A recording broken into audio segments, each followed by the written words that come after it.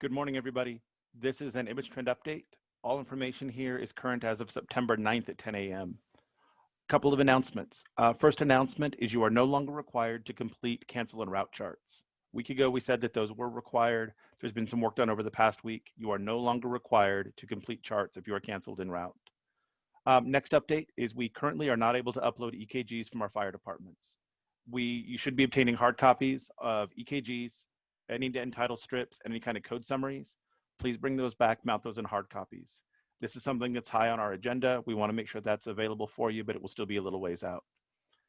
We are also not able to do agency to agency transfers. This is something we talked about as a feature of the program early in the development. It is still on the agenda and still something that we're moving towards. It will make the entire system more efficient, but that feature is currently not available. So let's go to a screen share. So when you're looking at your chart, a couple things that we've learned over the last week. We want to make sure that everybody remembers that you should be downloading your CAD data, very first thing for your call, also the very last thing that you do. Just make sure that all of your dates and times are current before you send off the chart to be complete. Please make sure that you're also posting charts prior to leaving the facility.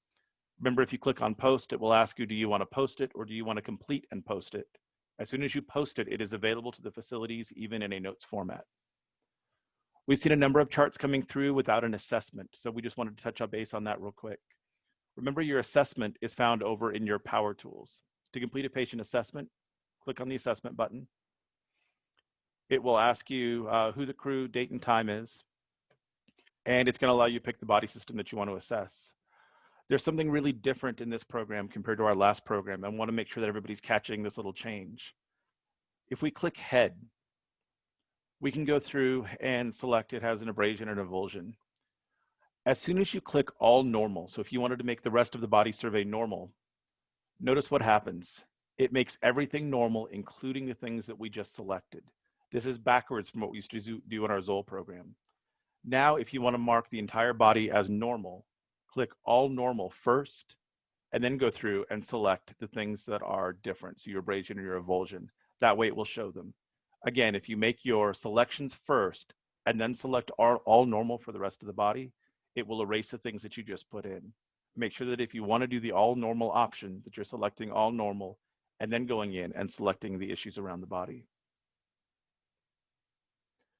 Two other quick things. We're going to talk real quick about repeat patient.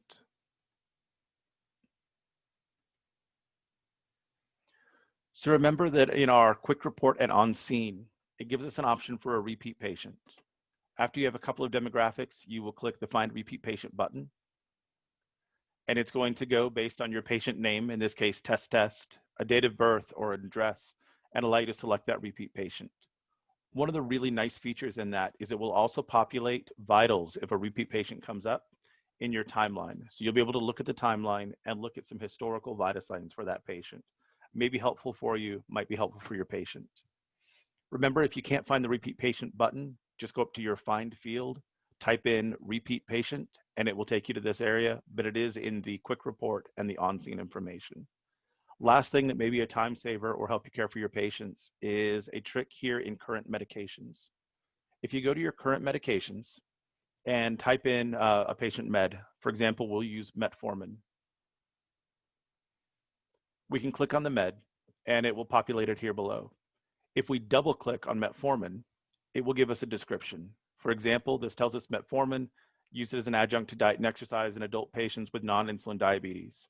So just kind of a quick and easy way to look at meds if you don't know what your patient is on. I think we kept this to just a couple minutes. We'll try and keep these weekly updates coming out to make sure that we're touching on all the bullet points.